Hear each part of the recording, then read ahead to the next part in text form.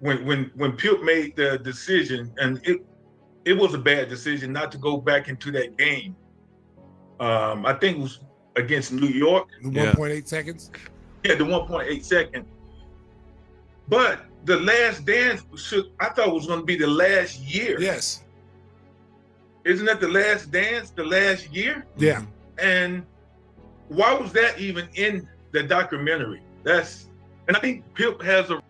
Anybody that watched The Last Dance knows it was a 10-part series about basically the Bulls from when Jordan got there in 84 to when they had the final season in 98 where they won the title. They went through every single year of that documentary. 84, 85, they lost to the Bucks. 86, 87, they lost to the Celtics. 88, 89, 90, they lost to Detroit. 91, they beat the Lakers. 92, they beat Portland. 93, they beat Phoenix. Then 94, they lost to the Knicks when Jordan was gone. 95, Jordan comes back. They lose to the Magic. 96, they beat Seattle. 97 and 98, they beat Utah. They covered every single season in the documentary. So I don't know why people keep making it seem as if they only covered the 98 season and then they made sure to squeeze in the 94 season to take a shot at Scottie Pippen. They went over every single season from 84, 85 to 97, 98. And you know what the funniest thing about all this is? If Jordan wouldn't have, or whoever was in charge of the format of the documentary, let's say they don't put the 94 season in it because Jordan was retired. You know what Horace and Stacey King and Scottie and everybody else that is anti-Michael Jordan, I'm not saying they're anti-Michael Jordan, but I'm saying the anti-Michael Jordan people, and then the people like Horace and Scottie and Stacey who are throwing a pity party for Scottie Pippen. You know what they would say? Oh, Jordan didn't want everybody to see how great we played without him. We won 57 games in 93, and then in 94 when he left, we went from 57, we only lost 2 more games, we still won 55. Scottie was a top 5 MVP finish. Scottie won the All-Star Game MVP. Scottie had his best season. And Jordan didn't want that in the documentary because he wants to make himself look good. He doesn't want everybody to know how great we played when he wasn't around. That's exactly what they would be saying. So he shows the 94 season. We see how well they played without him. We see how well Scottie Pippen played. And somehow, some way, they want the story of the 94 season to end without people knowing what happened, which is you guys lost to the Knicks. And in that series where you lost to the Knicks, Scottie Pippen decided not to go back into the game. That's part of the 94 season. Right to be a little angry. And hopefully with time,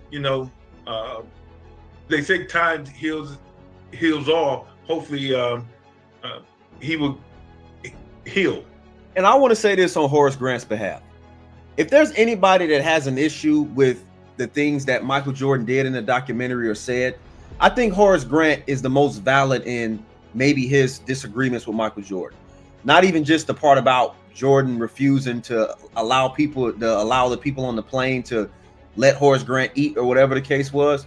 I'm talking about how Jordan accused Horace of leaking information to Sam Smith without any evidence. Just because Horace and Sam Smith were friends, that doesn't mean that Sam Smith was getting his information from Horace Grant. So for you to say that in a documentary just because you think that's what it is without any evidence, I think that was wrong.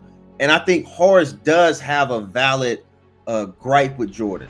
But Pippen, I was born in 93, a year before that happened. And because I'm a fan of the game of basketball, I knew Pippen refused to go back in the game way before this documentary came out. So the negative stuff in Scottie's career, the 1.8 seconds, the contract disputes that he had. Do you guys remember what Scottie Pippen said in regards to why he didn't get the last shot in that game against the New York Knicks when he refused to go back in? Do y'all remember that? All of that I understand from the basketball standpoint.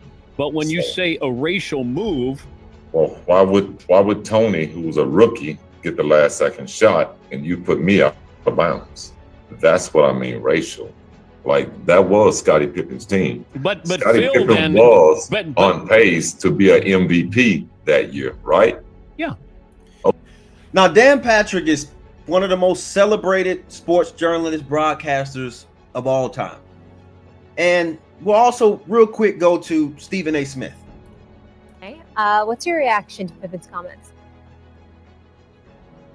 I respect Scottie, 6-time champion, all-time great player. I think this is one of the stupidest, most idiotic things he's ever said or done. If you go back, Scottie's got to recognize the fact that in this day and age, we have the tapes. We have the information.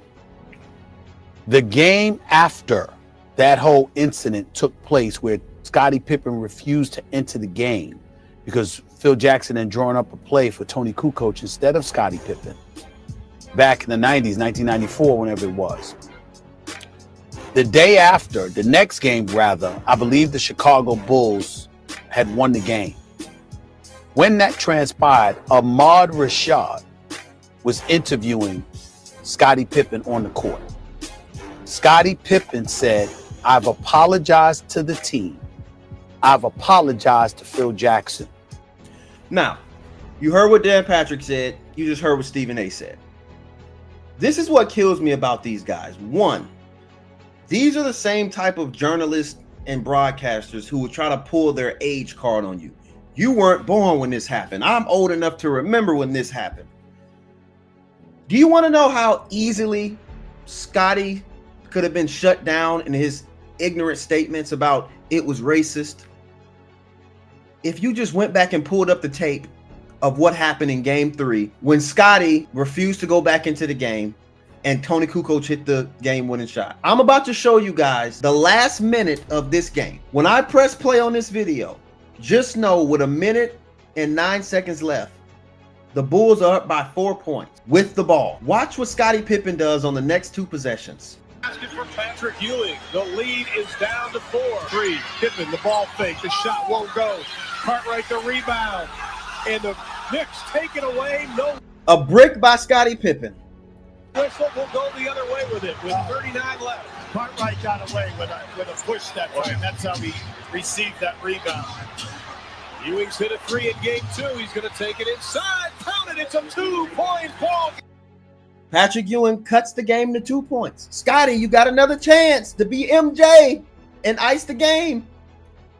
Plus, the Knicks are going to get this ball back with time. Full timeout. Now, this is just a strong move right here by Ewing. Nothing off of penetration. The Knicks double team Pippen. All right, they're going 1-4 right now, looking for the spot up off the dribble. The clock is at 6. Pippen with 3 on the shot clock. He's not going to get a good shot off. Look at that. 2-1. No, they're going to call a violation. Did you see that? Let's rewind that shot again. He's not going to get a good shot off. 2-1. No, they're going to call a violation. He hits the top of the backboard. That is a shot clock violation. The Knicks, with 1 timeout left, have a chance to tie the basketball game and win it with a 3. Now remember, the Knicks have no timeouts remaining. None. So this is critical. You know that they want to try to get Ewing in this play. And starts. There's Ewing. Ewing for the tie. He's got it with 1 point. So Ewing ties the game. Phil Jackson calls a timeout. Phil Jackson just witnessed Scottie Pippen brick both game-sealing shots. So what does Phil Jackson do? Maybe we should let somebody else shoot the ball. 1.8 left. No timeouts left for the Bulls. Myers triggers the inbounds pass. Kukoc for the win. It goes! Oh! What a shot. What a racist. You racist. Phil Jackson, you racist. You didn't let Scottie try for a 3rd time and hit the top of the backboard again. This is why I don't watch mainstream media for sports or world news anymore. These people just don't know what they're talking about.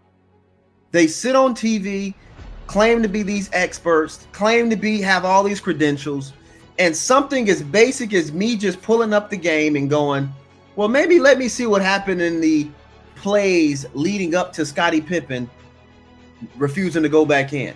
And when you look at it, you see, oh, no wonder you didn't get to take the last shot, because you bricked the last two. Scottie, Horace, and Stacey King are full of crap.